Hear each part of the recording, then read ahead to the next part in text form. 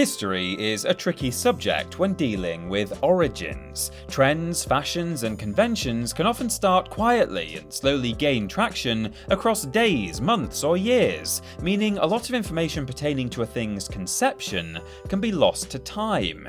Who created it? When did it start? Why am I so handsome? All are very sensible and understandable questions to ask, and the same logic can be applied, of course, to video games. Considering that gaming has been a niche pastime for a good chunk of its existence and has unfortunately not always been taken seriously, some parts of its history are quite poorly documented at this point, leaving a lot of room for speculation and debate. Such confusion is particularly rife in finding the first ever instance of a certain genre, partly because it depends on your definition. What was the first FPS game, for example? Some would say something like Battlezone of 1980, others the original Doom, but then games as recent as GoldenEye set a number of standards crucial to the genre we know today. First-person games go back a long time, shooting games go back a long time, but how far back does today's FPS genre truly go? In some ways, it's up to you. Today though, we're hoping to show you 10 fairly surefire trendsetters. While there may have been games before that contained a number of crucial components of their respective genre, our entries are arguably the ones that epitomised the concept first, and therefore started the genre in that sense, even if they weren't strictly the first of their kind. They're the one that everyone else wanted to copy. All that being said, the comment section is still going to be an absolute dumpster fire today, so be warned. I'm Peter from TripleJump, and here are 10 games that started their own genre. Number 10. Rampart Tower Defense. Usually reserved for the realms of browser and mobile, the tower defense genre has never really been at the forefront of the industry. While it is more niche than most though, games such as Plants vs Zombies managed to stand out as mainstream successes, mostly due to that game being a quality and friendly experience, until EA came along. Why? Considering that the tower defense genre didn't reach its peak until around 2008, you may be surprised to learn that the game which successfully cracked the formula was Atari's 1990 arcade title Rampart, and for a first attempt at a new genre, you have to be impressed at how well it turned out. The game is about defending a castle from the enemy ships in the nearby harbour. You build the defensive walls, set up the cannons, and fire upon the seafaring scoundrels. Even with the simplicity of the graphics, it was 1990 after all, Rampart still makes for a tense experience, mainly because of these strict time limits. You'll only just have enough time to rebuild your walls and place more cannons before the armada starts attacking again, making every single stage a battle not only with salty sailors, but a battle to keep your heart rate down as well. Whoa, nice graphic! Number 9. Dance Aerobics, Dance and Rhythm.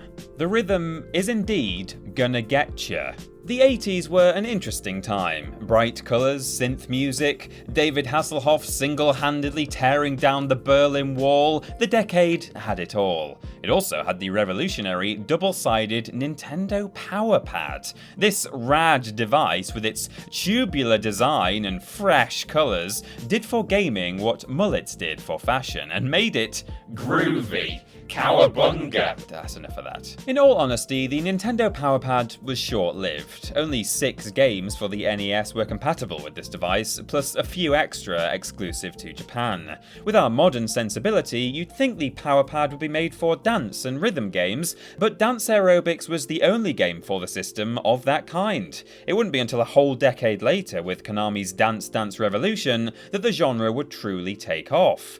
Maybe if Nintendo had capitalised on the idea when they had the Power Pad, the peripheral might not have had such a fleeting existence. The name Dance Aerobics tells you everything you need to know about the game. Yes, you do aerobics along to music, stepping on the Power Pad in correspondence to the on-screen instructions. As a game, it's nothing particularly special, but considering it came out a whole decade before Dance Dance Revolution and Parappa the Rapper, which are often considered the pioneers of dance and rhythm games respectively, it's quite an impressive feat of ingenuity. Now you're playing with power, body power. Number 8. Populous God Game. When we say god game, we don't mean the ones where you play as Kratos or Thor. They're game gods, not god games. Well, unless there's a god game with a god in it, then that'd be a god game god. Oh man, god doesn't look like a real word anymore. Peter Molyneux has had plenty of success over the years with the likes of the Fable series, Dungeon Keeper, and Black and White, as well as a few less than notable titles, but it's his creation of the god game genre that has to be one of his biggest achievements. There aren't many examples of this genre outside of Bullfrog and Lionhead Studios, both of which include Molyneux. Well, there aren't many good ones, anyway.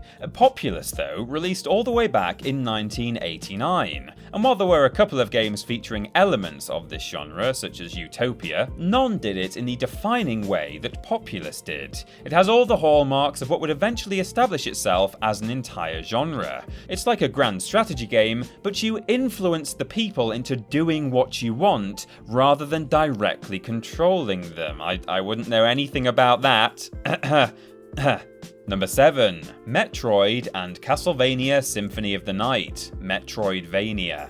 You can argue with our other entries, but definitely not with this one. Metroid and Castlevania spawned the Metroidvania genre. It's a portmanteau of Metroid and Castlevania, obviously, typifying a style that both of the games popularized. Admittedly, you probably already knew that, I just wanted to use the word portmanteau to sound fancy. Metroidvanias are defined as large, interconnected game worlds that require a certain amount of exploring and backtracking for certain items or upgrades in order to progress. While the non-linearity was experimented with earlier in the series, it was 1994's Super Metroid and 1997's Castlevania Symphony of the Night that defined the concept for each of their respective series. Considering that Metroid is about a space marine and Castlevania is about gothic vampires, it can be confusing to think how those two games go together, but the genre is specific to the mechanics alone. It can be set in any world you like. Now that I think about it though, are there any actual games about vampires in space? And if not, why not? Super Metroid and Symphony of the Night were so inspirational that you may be playing games inspired by them without even noticing their impact anymore. Take Batman Arkham Asylum and the requirement to find gadgets for further progression, for example. Plus, Metroidvania rhymes with WrestleMania, making it very useful for the annual TripleJump vs Cultaholic beat poem battle. Number 6. Eon of Strife, MOBA. While DOTA and LOL popularised the genre of MOBAs, they were actually predated by the StarCraft UMS AOS, which ROFL and BTW, the TTFN, sorry I got lost in the acronyms there, BRB. Eon of Strife was a user-created map for the 1998 game StarCraft. While it was certainly a simplified version of the genre compared to later iterations such as Dota and League of Legends, it can absolutely be credited for laying the groundwork. There were all the hallmarks of MOBAs there, that being 2 opposing teams, 3 lanes, minions, and RPG elements, so it can be considered to be the originator. By the rules of those wibbly-wobbly things called definitions, it's conflicting to say that either Eon of Strife or Dota are the first games in the genre, as neither are actually standalone titles, Eon being a fan-made level and Dota being a mod for Warcraft 3. It's also debatable as to whether Eon was the first MOBA, as Future Corp LAPD's Precinct Assault mode had some of the elements of the genre and came out before it. To be honest though, none of it matters. Eon of Strife seems to be the first instance of the MOBA coming together in the definitive form we know today. So the ridiculously profitable industry of the MOBA has this plucky little fan-made level to thank. How about that? Number 5. SimCity, City Builder. For some reason, publishers are hell-bent on destroying all the classic simulation and tycoon series. Zoo Tycoon, Dungeon Keeper, Roller Coaster Tycoon, and of course SimCity are all for the chop. Why are they doing this? Hello, I like money. Thankfully, shining lights such as Planet Zoo, Planet Coaster, Parkitect, and City Skylines are trying to keep the spirit of the classics alive, and doing a fine damn job to boot. While Dungeon Keeper and the Tycoon games are beloved, it's Will Wright's 1989 classic, SimCity, that's the hardest to let go. Not just because of how long it's been around, but because it was so good, it spawned its own genre. The developers of SimCity, and also The Sims, they being Maxis Games, admittedly had their best years under the banner of EA. However, since around 2010, Electronic Arts have been systematically dismantling and cashing in on all the beloved franchises they've acquired. But let's not dwell on the sad case of affairs we have on our hands right now. SimCity was, and arguably still is, the definitive city builder game. It's adored by many, even to this day, and there was even a free version of it under the name Micropolis, released in 2008. So why not go and give the revolutionary sim a try today? Go on, I'll wait. Okay, I'm done waiting. Number 4, Demon's Souls, Souls-like. Without doubt the newest genre on this list, the Souls-like concept has been taking the gaming world by storm for nearly a decade now. It can't be said that any of the elements of the Souls-like are new. It is in essence a third-person RPG combined with Metroidvania, and while you don't go around collecting power-ups or new equipment to progress like in a traditional Metroidvania, instead you have to defeat a boss in order to access the next location. Demon's Souls wasn't the first game to use checkpoints, it wasn't the first game to have respawning enemies, it wasn't the first game to have an interconnected map, or even an insanely high level of difficulty, but when you stack together all the individual elements that go into the Souls-like experience, then it becomes something entirely unique. Rooted in the Kingsfield series, it's really come a long way. You could even say that it's the lore, world building, music and tone that defines the Souls experience. And for a game to be truly Souls-like, then it has to be more than just similar mechanics. It's a bit like NSYNC without Justin Timberlake, it just wouldn't be the same. Number 3, Island of Kesmai, MMORPG.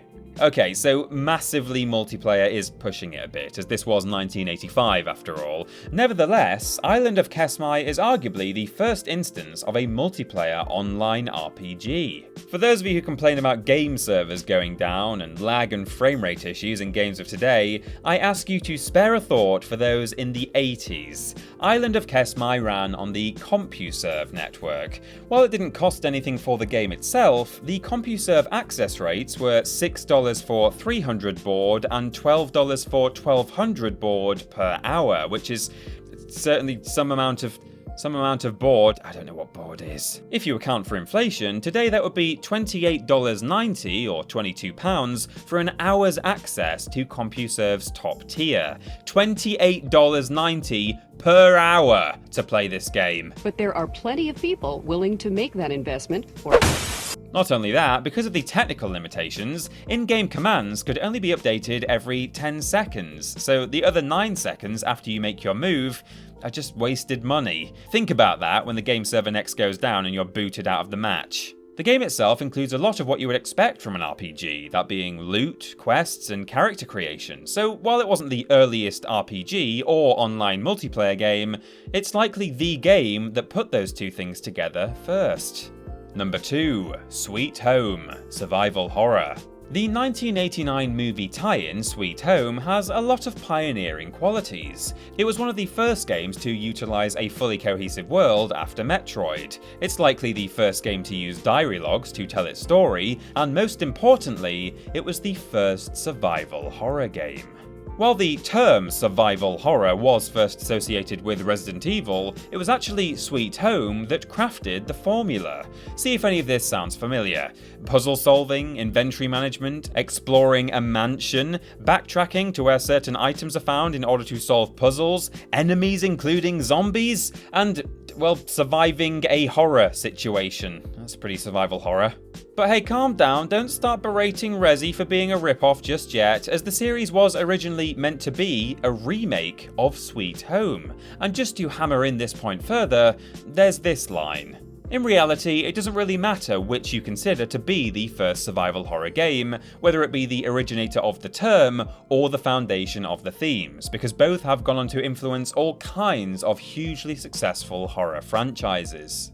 Then again, maybe Sweet Home doesn't deserve any respect, because if Resi hadn't tried to remake it, we wouldn't have had dialogue like this. Stop it!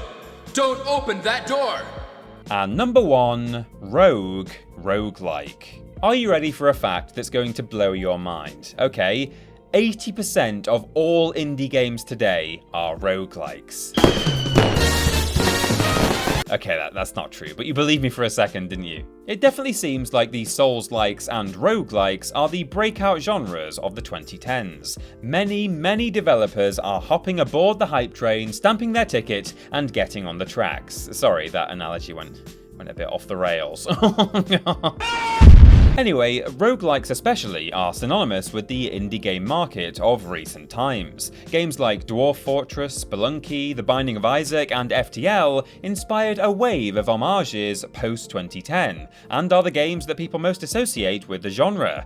But how many of you stop to think why it's called roguelike? How many of you have actually seen what Rogue looks like? That's not a criticism though, Rogue came out in 1980 after all, but it's just amazing how many of us take the term for granted without really understanding its origins. The dungeon crawling RPG has been an inspiration for just about everything in some way or other. Even the game we talked about earlier, Islands of Kesmai, was a roguelike. The random generation, permadeath, single run items, and gradual increase in difficulty has held true for the genre to this day. While many other games have spawned their own genres, none have both the name credit and longevity to back it up like this game does. Take a bow, Rogue. And that's our list, but there are many other genres out there which all must have an interesting origin story, so if you'd like to see a sequel video, let us know in the comments below what we missed out. You can follow myself and TripleJump on Twitter here, and if you want to support the things you enjoy, then check out the rewards on our Patreon. Finally, don't forget to like the video, share it with your friends, and subscribe to the channel. I've been Peter from TripleJump, and thanks for watching.